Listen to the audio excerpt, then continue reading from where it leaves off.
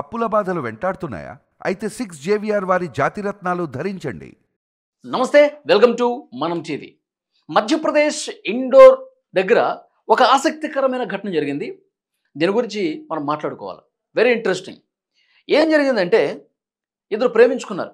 Indoor దగ్గర MIG station పరిధి అది. ఇద్దరు ప్రేమించుకున్నారు, ఇంట్లో ఒప్పుకోలేదు, బయటికి వెళ్ళిపోయి పెళ్లి చేసుకుందాం అనుకున్నారు. ఒక టైం అనుకున్నారు, పలానా రోజు పలానా టైంకి మనం రైల్వే స్టేషన్లో కలుద్దాం, అక్కడి నుంచి దూరంగా వెళ్ళిపోదాం, మన బతుకు మనం బతుకుదాం అని అనుకున్నారు.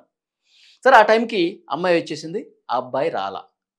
ఆమె ఏంటి వీడు రాలేదు, కరెక్ట్ టైం అయింది కదా, వీడికి ఏమన్నా ఆటంకం ఏర్పడిందా, వీడికి ఎవరైనా అడ్డుకున్నారా వీడిని అని చెప్పి ఆ అమ్మాయికి అనుమానం వచ్చి ఫోన్ చేసింది. వాడే ఫోన్ లిఫ్ట్ చేశాడు. నేను రావటం లేదు, నిన్ను పెళ్లి చేసుకోవటం నాకు ఇష్టం లేదు, నువ్వు వెళ్ళిపో అన్నాడు సింపుల్గా.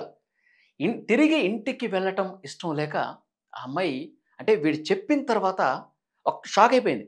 ఒక్కసారిగా కుప్పకూలిపోయింది. ఆ స్టేషన్లోనే బెంచ్ మీద కూర్చొని 2-3 గంటల పాటు షాక్లో ఉంది. తీవ్రంగా ఏడ్చేసింది. ఆ షాక్ నుంచి కోలుకోవడానికి కొంత సమయం పట్టింది ఆ అమ్మాయికి. ఇంటికి తిరిగి వెళ్ళటం ఇష్టం లేదు ఈ అమ్మాయికి. ఏం చేయాలి? ఏదైతే అదైందని చెప్పి ఒక రైలు ఎక్కేసింది. కొంత దూరం ప్రయాణించిన తర్వాత రత్లాం రైల్వే స్టేషన్లో దిగింది. దిగిన తర్వాత ఏం చేయాలో తెలీదు, ఇక అటు ఇటు తిరుగుతూ ఉంది. అక్కడ కరణ్దీప్ అనే ఒక ఎలక్ట్రీషియన్ కనిపించాడు. ఆ ఎలక్ట్రీషియన్ నేను ఎందుకు చెప్తున్నానంటే, ఈ అమ్మాయి ఆమె గతంలో కళాశాలలో చదువుకునేటప్పుడు ఆ కళాశాలలో ఎలక్ట్రీషియన్ అనమాట. అక్కడ కనిపించాడు. అక్కడ కనిపించి, ఏంటమ్మా నువ్వు ఇక్కడ ఏం చేస్తున్నావు, ఎవరు లేరు నీ పక్కన, ఒకదానివే ఏం చేస్తున్నావు ఇక్కడ అని అడిగాడు. జరిగిన విషయం మొత్తం ఒక దగ్గర కూర్చొని చెప్పింది. వాడు రాలేదు, నన్ను మోసం చేశాడు అని ఏడ్చేస్తూ అతనికి చెప్పింది. నేను ఇక ఇంటికి వెళ్ళను, ఇంటికి వెళ్తే నన్ను చంపేస్తారు వాళ్ళు, నా మీద పీకల దాకా కోపం పెట్టుకుని ఉంటారు, నేనైతే ఇంటికి వెళ్ళను, నేను పెళ్లి చేసుకుందామనే వచ్చాను, పెళ్లి చేసుకునే పోవాలి అనుకుంది. ఇక అమ్మాయికి కొన్ని రోజుల పాటు అమ్మాయి బాగోగులు చూసుకున్నాడు. వన్ ఫైండ్ ఏం చేశాడు ఈ ఎలక్ట్రీషియన్, ఈ కరణదీప్ అనే వ్యక్తి, సరే నువ్వు ఇంటికి వెళ్ళను అంటున్నావు కదా, నేను నిన్ను పెళ్లి చేసుకుంటాను అని ఒక ప్రపోజ్ చేశాడు. ఆ అమ్మాయి కూడా ఆలోచించి యాక్సెప్ట్ చేసింది. వీళ్ళిద్దరూ అక్కడి నుంచి మహేశ్వర్, మండలేశ్వర్ అక్కడికి వెళ్ళారు. అక్కడ పెళ్లి చేసుకున్నారు. తర్వాత మందసౌర్కి వచ్చారు.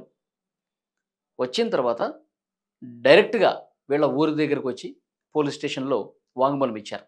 మేమిద్దరం ప్రేమించుకున్నాం, పెళ్లి చేసుకున్నాం, ఎలాంటి ఇబ్బంది లేకుండా చూడండి, పోలీసులు మీరే మాకు రక్షణ కల్పించండి ఒక వాంగ్మూలం ఇచ్చారు. అప్పటికే ఈ అమ్మాయి తండ్రి ఆ అమ్మాయి ఫోటోలు అవన్నీ కూడా అక్కడ స్థానికంగా ఉన్నటువంటి కేబుల్ ఛానల్స్లో, అక్కడ పేపర్స్లో వేశాడు. మా అమ్మాయి ఇంట్లో నుంచి వెళ్ళిపోయింది, ఆమెను తీసుకొచ్చిన వాళ్ళకి ఇంత బహుమతి అని చెప్పి కొన్ని ప్రకటనలు కూడా ఇచ్చాడు. సరే, ఇప్పుడు వీళ్ళు వెనక్కి వచ్చారని తెలిసిన తర్వాత కొంత సంతోషపడ్డాడు. అమ్మాయి అయితే ఏం కాలేదు, సేఫ్గానే వచ్చింది కదా అని చెప్పి కొంత ఆ ఫ్యామిలీ కూడా సంతోషం వ్యక్తం చేశారు. అయితే ఒక కండిషన్ పెట్టాడు, పెళ్లి చేసుకుని వచ్చింది కదా, మీరిద్దరూ ఒక నెల రోజుల పాటు విడివిడిగా ఉండండి. ఓకే, మీరు పెళ్లి చేసుకున్న దానికి నేనేమో అభ్యంతరం చెప్పట్లేదు, విడివిడిగా ఉండండి. నెల రోజుల తర్వాత కూడా మీలో అంతే ప్రేమ ఉండి మేము కలిసి ఉంటాం అనిపిస్తే అప్పుడు వైభవంగా మీ పెళ్లి నేనే చేస్తానని చెప్పి తండ్రి కండిషన్ పెట్టాడు. ఆ కండిషన్ తగ్గట్టుగా వాళ్ళు ఎప్పుడు నడుచుకుంటున్న పరిస్థితి ఉంది. చూసారా? అంటే ఎక్కడో సినిమాల్లో జరుగుతాయి ఇవి.